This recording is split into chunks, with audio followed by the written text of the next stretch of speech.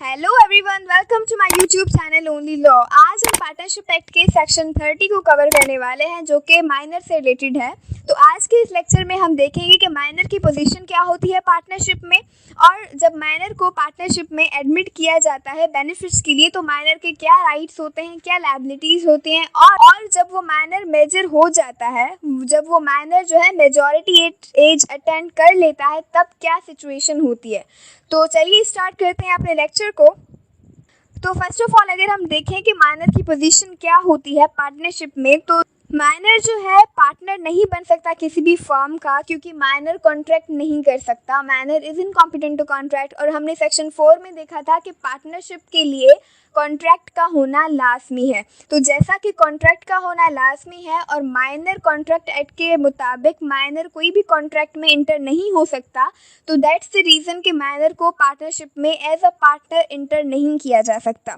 लेकिन सेक्शन 30 कहता है कि माइनर को पार्टनर नहीं बना सकते, लेकिन माइनर को पार्टनरशिप में या फर्म में एडमिट किया जा सकता है बेनिफिट्स ऑफ पार्टनरशिप के लिए।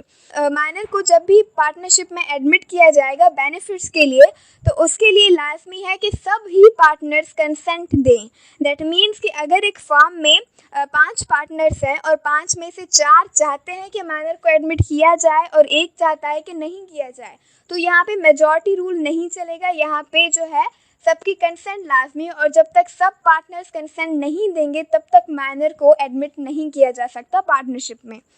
उसके बाद आते हैं कि जब माइनर को पार्टनरशिप में एडमिट किया जाएगा तो उसके क्या राइट्स होंगे। तो सेक्शन 30 सब सेक्शन 2 यही बताता है कि जब भी किसी माइनर को पार्टनरशिप के बेनिफिट्स के लिए इंटर किया जाता है पार्टनरशिप में, तो माइनर के पास ये राइट आ जाता है कि वो फर्म की वो प्रॉपर्टी और वो प्रॉफिट्स जो है वो शेयर करे जो कि पार्टनर्स ने कंसेंट से अग्री किए हैं। सेकेंड इज़ कि जब भी माइनर को पार्टनरशिप में एडमिट किया जाएगा तो माइनर के पास फुल राइट होगा कि वो फर्म के बुक्स ऑफ अकाउंट को एक्सेस करे, उनको इंस्पेक्ट करे और वो कॉपी भी कर सकता है। ठीक है, बुक्स ऑफ अकाउंट्स क्या होते हैं? बुक्स ऑफ अकाउंट्स रेफर करता है उन सारे रिकॉर्ड्स को, एक फर्म में कितना कैपिटल लगाया गया, क्या प्रॉफिट हुआ, क्या मतलब लॉस हुआ, ये सारा जो रिकॉर्ड होता है मॉनेटरी रिकॉर्ड, उसको कहा जाता है बुक्स ऑफ अकाउंट। और माइनर के पास राइट होगा कि उसको एक्सेस दिया जाए बुक्स ऑफ अकाउंट तक।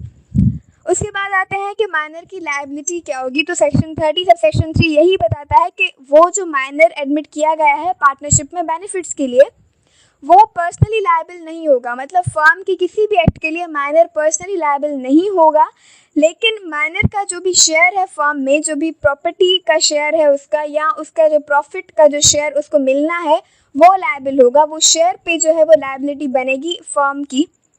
उसके बाद है section 30 sub section 4। Section 30 sub section 4 के मुताबिक कोई भी माइनर दूसरे पार्टनर्स के खिलाफ सूट फाइल नहीं कर सकता। किस लिए फाइल नहीं कर सकता?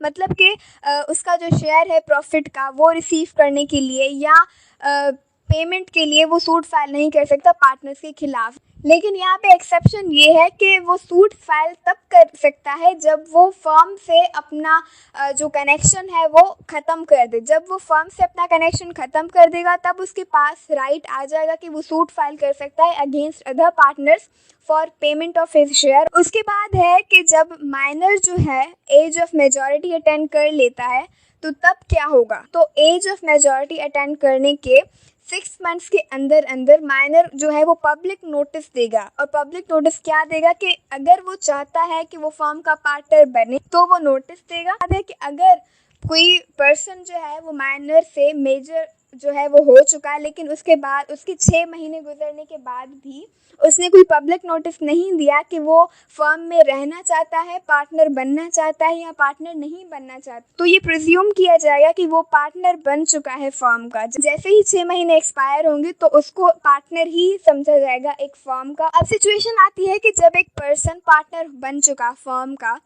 तो क्या उसके राइट्स होंगे, क्या उसकी लायबिलिटीज़ होंगी।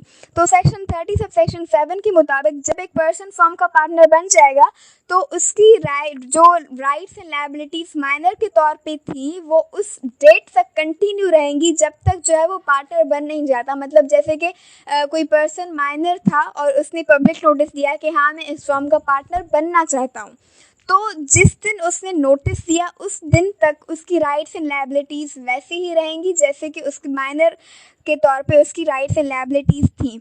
लेकिन जब वो नोटिस दे देगा, वो पार्टनर बन जाएगा, तो फिर वो पर्सनली भी लायबल हो जाएगा फर्म के एक्ट्स के लिए। मतलब जिस डेट से वो पर्सन वो माइनर पार्टनरशिप में एडमिट किया गया था, तब से लेकर उसके पार्टनर बनने तक जितनी भी फर्म के एक्ट्स हैं उन सब के लिए वो पर्सनली भी लायबल हो जाएगा। और उसके बाद है कि फर्म में उसके प्रॉफिट एंड प्रॉपर्टी का शेयर वही रहेगा जो कि उसको एज अ माइनर जो है वो दिया गया था।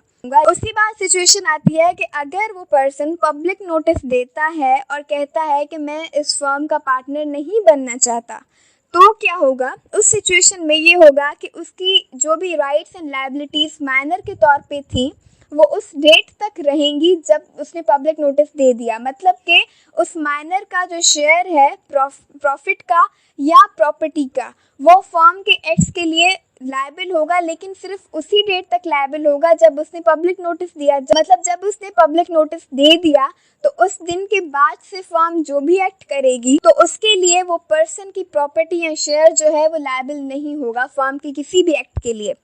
और जब एक पर्सन जो है वो पार्टनर नहीं बनना चाहता किसी फर्म का, तो जब वो इलेक्ट कर लेता है कि मैं इस फर्म का पार्टनर नहीं बनूंगा, तब वो पार्टनर्स के खिलाफ सूट फाइल कर सकता है अपना जो भी उसका प्रॉफिट का शेयर है, जो भी उसकी प्रॉपर्टी है फर्म में, वो रिसीव करने के लिए। तो यही था section 30 of partnership act 1932। I hope कि आपको समझ में आ गया होगा एंड मैं इजीली समझा पाई होंगी। That's all from my side.